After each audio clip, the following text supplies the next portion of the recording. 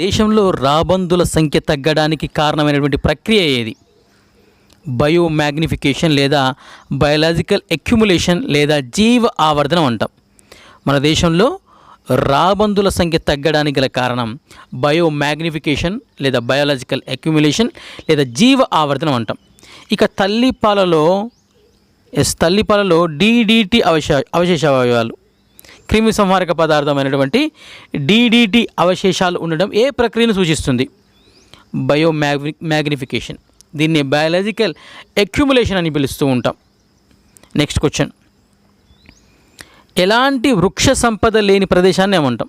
ఎలాంటి వృక్ష సంపద లేని ప్రదేశాన్ని రెగ్జిస్టాసి అంటాం. రెగ్జిస్టాసి. మరి సాధారణ వృక్ష సంపద ఉన్నటువంటి కాలాన్ని ఏమంటామంటే బయోస్టాసి అంటాం. బయోస్టాసి, రెగ్జిస్టాసి. బయోస్టాసి అనే పదాన్ని ఇచ్చిన శాస్త్రవేత్త ఎవరు? ఎర్హర్ట్ బయోస్టాసి అనే పదాన్ని ఇచ్చింది. ఇక ఈ క్రింది వాటిలో ఎకోటోన్ను గుర్తించండి. ఈ క్రింది వాటిలో ఎకోటోన్ను గుర్తించండి. ఏ చిత్తడి నేల, బి మడ అడవులు, సి ఏటిగట్టు, పైవన్నీ. అంటే ఎకోటోన్ అంటే సమీపంలో ఉన్న రెండు బయోమ్లను, లేదా బయోమ్ అంటే ఆవరణ వ్యవస్థ, రెండు రకాల ఆవరణ వ్యవస్థలను వేరు చేస్తూ ఉండే ఒక సన్నని మధ్యంతర ప్రాంతాన్ని ఎకోటోన్ అంటాం. దానికి ఉదాహరణ చిత్తడి నేల, మడ అడవులు, ఏటిగట్టు. సో పైవన్నీ కూడా సరైనవే. ఎకోటోన్ అంటే పైవన్నీ. Answer D. ఆనంద్ చక్రవర్తి తయారు చేసినటువంటి సూడోమోనాస్ పుటిడా, సూడోమోనాస్ పుటిడా అనేటువంటి బ్యాక్టీరియా ఉపయోగించి తేనెతెట్టు అంటే ఆయిల్ స్లిక్ దీన్ని తొలగించడాన్ని ఏ ప్రక్రియగా మనం చెప్పొచ్చు అంటే బయోరెమిడియేషన్లో సూక్ష్మజీవులను, వాటి యొక్క ఉత్పత్తులను ఉపయోగించి పర్యావరణాన్ని శుభ్రతం చేయడం, పర్యావరణ కాలుష్యాన్ని నివారించడం, దాన్ని బయోరెమిడియేషన్ అంటాం. ఇక జీవావరణం అనేటువంటి పదాన్ని మొదటిసారిగా అధికారికంగా వాడింది ఎవరంటే జోసెఫ్ గ్రిన్నెల్. జీవావరణ నిచ్. సో జీవావరణం కాదు, జీవావరణ నిచ్ అనేటువంటి పదాన్ని మొదటిసారిగా అధికారికంగా వాడింది జోసెఫ్ గ్రిన్నెల్. ఇక టాన్స్లే అనేటువంటి వ్యక్తి ఏ పదాన్ని మొదటిగా వాడాడు? ఎకోసిస్టమ్, ఆవరణ వ్యవస్థ అనే పదాన్ని వాడిండు. ఎవరు? టాన్స్లే. ఆవరణ శాస్త్ర పితామహుడు యూజిన్ ఓడమ్. ఇక భారతదేశ ఆవరణ శాస్త్ర పితామహుడు ఎవరు? రామ్దేవ్ మిశ్రా భారత ఆవరణ శాస్త్ర పితామహుడు.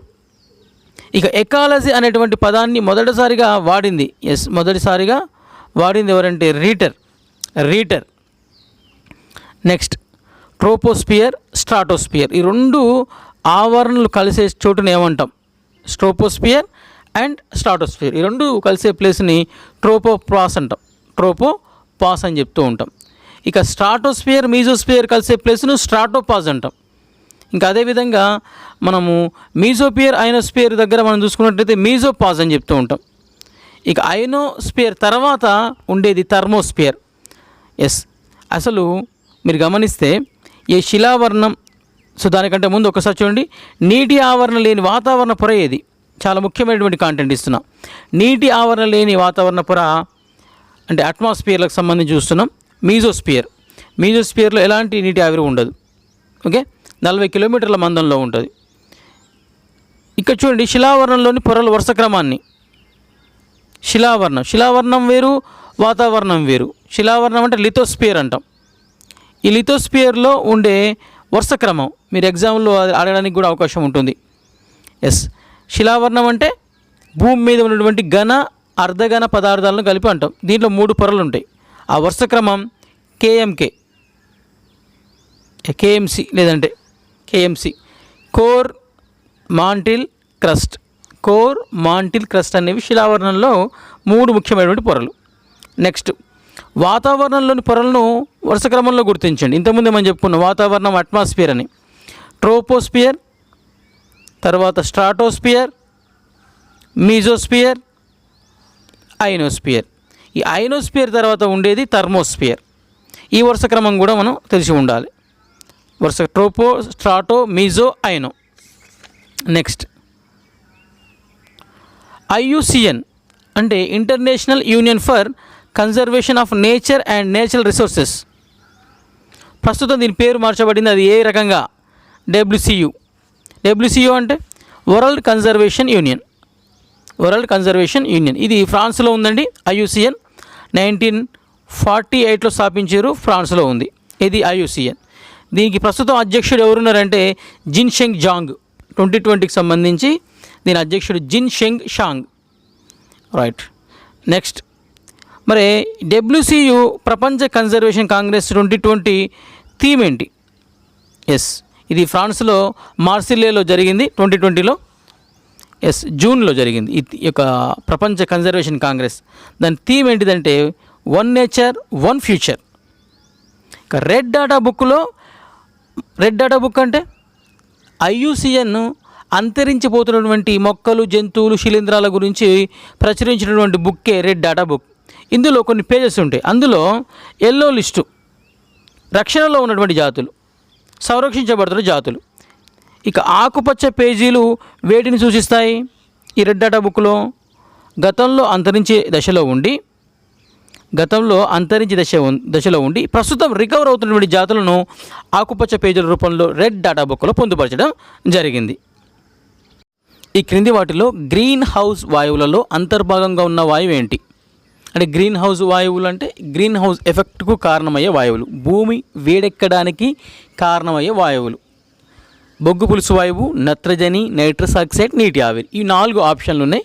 ఇక్కడ చూడండి, పైన ఇచ్చినటువంటి ఆధారంగా సరైన సమాధానాన్ని గుర్తించండి. సరైన సమాధానం ఫ్రెండ్స్ 3, 1, 3, 4 మాత్రమే. బొగ్గు పులుసు వాయువు అంటే carbon dioxide green house effect కారణమవుతుంది. Nitrous oxide green house effect కారణమవుతుంది. అట్ ద సేమ్ టైం నీటి ఆవిరి కూడా గ్రీన్ హౌస్ ఎఫెక్ట్ కారణమయ్యేటువంటి వాయువులలో అంతర్భాగంగా ఉంటుంది. ఆన్సర్ 3, 1, 3, 4. Next question. బొగ్గును పర్యావరణానికి అత్యంత హానికర కారకంగా పరిగణిస్తారు. ఎందుకు వలనంటే దానిని దహనం చేయడం వల్ల ఎక్కువ మోతాదులో ఏం వెలువడుతుంది? బొగ్గు పులుసు వాయువు, sulphur dioxide, nitrogen oxide, methane. చూడండి, దీనికి సంబంధించి సరైన సమాధానం 3, 1, 2, 3 మాత్రమేనండి. బొగ్గు పులుసు వాయువు, sulphur dioxide, nitrogen oxide, methane కాదు. So 1, 2, 3 that is answer 3. పర్యావరణ విధ్వంసం, క్షీణత వీటి ద్వారా జరుగుతుంది. పర్యావరణ విధ్వంసం, క్షీణత వీటి ద్వారా జరుగుతూ ఉంటుంది.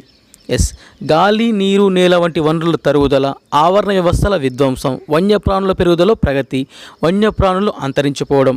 సో ఇవి ఆప్షన్స్. దీనికి సంబంధించి సరైన సమాధానం మనం చూసుకున్నట్లయితే కేవలం 1, 2, 4 మాత్రమే ఫ్రెండ్స్. 1, 2, 4 మాత్రమే. 3 అనేది రాంగ్ ఆన్సర్. సో ఆన్సర్ ఇక్కడ మీరు చూసుకున్నట్లయితే 3. గాలి, నీరు, నేల వనరుల తరుగుదల, ఆవరణ వ్యవస్థల విధ్వంసం, వన్యప్రాణులు అంతరించిపోవడం. Next question. ఈ క్రింది ఏ సంవత్సరాన్ని అంతర్జాతీయ జీవ వైవిధ్య సంవత్సరంగా జరుపుకోవడం జరిగింది? ఈ క్రింది వాటిలో ఏ సంవత్సరాన్ని అంతర్జాతీయ జీవ వైవిధ్య సంవత్సరం అంటే ఆన్సర్ 3, 2010. ఈ క్రింది వాటిల్లో జీవ క్షయకర కర్బన ఉత్పన్నం ఏది? ఈ క్రింది వాటిలో జీవ క్షయకర కర్బన రసాయనం లేదా ఉత్పన్నము ఆన్సర్ 4, క్రిమి సంహారాలు. భారతదేశంలో జీవ వైవిధ్యానికి ముప్పు కలిగించే అంశాలు ఏవి? జీవ వైవిధ్యానికి ముప్పు కలిగించే అంశాలు జనాభా పెరుగుదల, అటవీ నిర్మూలన, ప్రకృతి వనరుల అతి వినియోగము, వాతావరణ మార్పు. పైవన్నీ కూడా అండి, ఇవన్నీ కూడా జీవ వైవిధ్యానికి ముప్పు కలిగించేటువంటి అంశాలే. జనాభా పెరుగుదల, అడవులను కొట్టేయడము, ప్రకృతులను వనరులను అతిగా వినియోగించడం, వాతావరణ మార్పులు. ఆన్సర్ పైవన్నీ కూడా. నెక్స్ట్ క్వశ్చన్ చూడండి, ఇది చాలా ముఖ్యమైనటువంటి ప్రశ్న. అన్ని స్థాయిలలో పర్యావరణ వ్యవస్థ జీవ వైవిధ్యాన్ని కాపాడటానికి పర్యవేక్షణ మరియు రక్షణ పద్ధతులను వాడతారు. ఉదాహరణకు పులులను కాపాడడానికి మొత్తం అడవిని కాపాడడం. ఇలాంటి పద్ధతిని ఏమని పిలుస్తారు? Answer in situ. 3, ఇన్సిటు. ఈ క్రింది వాటిలో జీవ వైవిధ్య హాట్స్పాట్ కాని ప్రాంతం ఏది?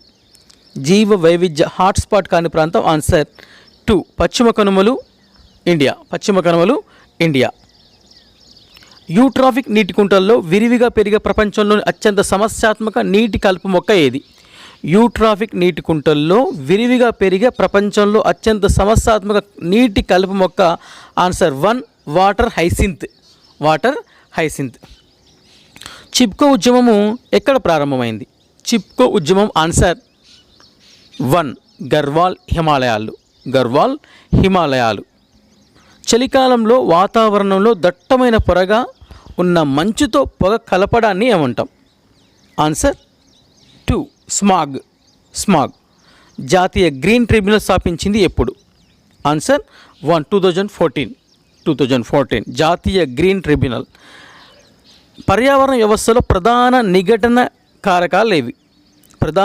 కారకాలు? ఏ ఫంగి అంటే శిలీంధ్రాలు, బి ఇన్సెక్ట్స్ అంటే కీటకాలు, సి ప్రోక్యారియట్స్, ఎస్ కేంద్రక పూర్వ కణాలు పూర్వజీవులు. ఇందులో ప్రధాన నిఘటన కారకాలు ఏవి? Answer ABC, that is 4. అన్నీ కూడా ప్రధాన నిఘటన కారకాలే, fungi, insects and prokaryotes. Next question, మంచినీటి ఆవరణ వ్యవస్థను అధ్యయనం చేసేది? Answer limnology. ఇక అడవిగాడిదల వన్యప్రాణి కేంద్రం ఎక్కడ ఉంది? అడవిగాడిదల వన్యప్రాణి కేంద్రం answer Ernakulam Kerala. Kyoto protocol దేనికి సంబంధించింది? ఆన్సర్ 2 గ్రీన్ హౌస్ వాయువుల తగ్గింపు. నెక్స్ట్ క్వశ్చన్, భారతదేశంలో పర్యావరణ సమతుల్యాన్ని పాటించాలంటే ఎంత శాతం భూభాగంలో అడవుల పెంపకం ఉండాలని నిర్దేశించుకున్నారు? Answer yes, that is 2 33%. Operation thunderbird ఈ క్రింది వాటిలో వేటిని కాపాడేందుకు ప్రయత్నం చేస్తుంది? ఆపరేషన్ థండర్బర్డ్ ఈ క్రింది వాటిలో వేటిని కాపాడడానికి ప్రయత్నం చేస్తుంది? ఆన్సర్ 1 వన్యప్రాణులు. కవాల్ వన్యప్రాణి సంరక్షణ కేంద్రం గల ప్రాంతాన్ని గుర్తించండి. కవాల్ వన్యప్రాణి సంరక్షణ కేంద్రం గల ప్రాంతం ఆన్సర్ 2 జన్నారం. వాతావరణంలో గ్రీన్ హౌస్ ఎఫెక్ట్ కారణమయ్యే వాయువు ఏది? Helium, nitrogen, carbon dioxide, hydrogen. Yes, green house effect అనగానే మనకు ముందు గుర్తొచ్చి CO2 కార్బన్ డైఆక్సైడ్ అంటాం, బొగ్గు పులుసు వాయువు అని కూడా పిలుస్తూ ఉంటాం. ఎస్, ఈ క్రింది వాటిలో వాతావరణ పెట్టుబడి నిధి ట్రస్టీ ఎవరు? ఎస్, ఆన్సర్ 2 ప్రపంచ బ్యాంక్. జీవ వైవిధ్య చట్టం 2002 కింద ఈ క్రింది వాటిలో వేటిని ఏర్పాటు చేస్తారు? ఎస్, జాతీయ జీవ వైవిధ్య అథారిటీ, రాష్ట్ర జీవ వైవిధ్య బోర్డు, జీవ వైవిధ్య నిర్వహణ కమిటీ. ఎస్, ఇవన్నీ కూడా ఏర్పాటు చేస్తారు. That is answer 4th ABC, జీవ వైవిధ్య చట్టం 2002 కింద ఇవన్నీ కూడా ఏర్పాటు చేస్తారు. నెక్స్ట్ క్వశ్చన్ చూడండి, ఈ క్రింది వాటిలో ఏ కమిటీ తీర ప్రాంత నియంత్రణ జోన్లకు సంబంధించిన సమస్యలను విచారిస్తుంది? Yes, answer 2 Shailesh Nayak committee. Next question, ఈ క్రింది వాటిలో ఏ ప్రోటోకాల్ను కిగాలి ఒప్పందం సవరించింది?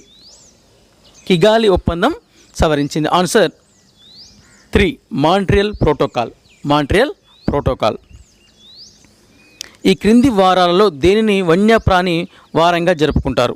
ఈ క్రింది ఏ వారాలలో వన్యప్రాణి వారంగా జరుపుకుంటారు? ఆన్సర్ 1 అక్టోబర్ 1 to 7, అక్టోబర్ 1 నుంచి 7 వన్యప్రాణి వారం. ఇక భారతదేశంలో ఏ పులుల సంరక్షణ కేంద్రం మొదటిసారిగా అధికారిక మస్కట్ను ఏర్పరచుకుంది? ఆన్సర్ 3 కన్హా పులుల సంరక్షణ కేంద్రం.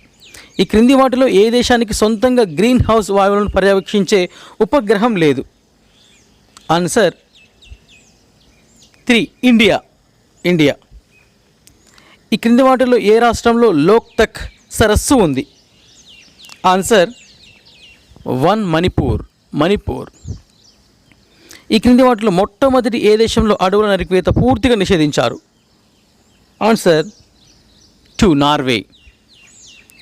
డిసెంబర్ 1984 లో సుమారు 5 లక్షల మందికి హాని కలిగించిన భోపాల్ విపత్తుకు కారణం ఏమిటి? ఎస్, ఈ క్రింది వాటిలో భూకంపం, వరదలు, ఎస్ పారిశ్రామిక ప్రమాదం, సునామీ. ఎస్ పారిశ్రామిక ప్రమాదం మిథైల్ ఐసోసైనైడ్ అనేటువంటి వాయువు విడుదలవడం వల్ల భోపాల్ దుర్ఘటన జరిగింది. నెక్స్ట్ క్వశ్చన్, ఉత్తరాఖండ్కు సంబంధించి మనం చూస్తున్నట్లయితే ఉత్తరాఖండ్లోని జిమ్ కార్బెట్ జాతీయ ఉద్యానవనం దేంతో సంబంధం కలిగి ఉంది? ఆన్సర్ 3 వన్యప్రాణులు. నేషనల్ గ్రీన్ ట్రిబ్యూనల్ చట్టాన్ని ఏ సంవత్సరంలో ఆమోదించారు? Answer 1, that is 2010. ఓజోన్ పొర యొక్క మందాన్ని ఈ క్రింది ఏ కొలతలలో కొలుస్తారు? ఆన్సర్ 4, డాప్సన్ యూనిట్లు. జీవావరణ వ్యవస్థలో తినడము, తినబడడం అనేటువంటి ప్రక్రియను ఏమంటాం? ఎస్, ఆన్సర్ 2, ఆహార వరుస క్రమం. పర్యావరణ వ్యవస్థ అనే పదాన్ని ఎవరు ప్రతిపాదించారు? పర్యావరణ వ్యవస్థ, ఎకోసిస్టమ్ అనే పదాన్ని ఇచ్చింది టాన్స్లే. భారతదేశంలో జీవ వైవిధ్య చట్టాన్ని ఎప్పుడు చేశారు? Answer 4, 1972 April 3. జీవ ద్రవ్యరాశి శక్తి ఎస్ కిరణజన్య సంయోగక్రియ ద్వారా ఏర్పడుతుంది, ఫోటోసింథసిస్ వల్ల ఏర్పడుతుంది. ఈ క్రింది వాటిలో సరైన వాక్యాలను తెలపండి. నందాదేవి జీవావరణ రిజర్వులో ఒక భాగమే భారతదేశంలో ఉన్న పూలలోయ. 1986లో స్థాపించబడిన ఇది భారతదేశంలో 2వ జీవావరణ రిజర్వు. ఇది తమిళనాడు, కేరళ మరియు కర్ణాటకలో ఉంది. దీనికి సంబంధించి సరైన అంశం మీరు గమనిస్తే ఆన్సర్ 1, దట్ ఈస్ ఏ మరియు బి. నందాదేవి జీవావరణ రిజర్వులో ఒక భాగమే భారతదేశంలో ఉన్నటువంటి పూలలోయ. అండ్ 1986లో స్థాపించబడినది. ఇది భారతదేశంలో 2వ జీవావరణ రిజర్వ్. 2 మాత్రం సరైనవి, 1, 2 A B. Next question, carbon credit అనగానేమి?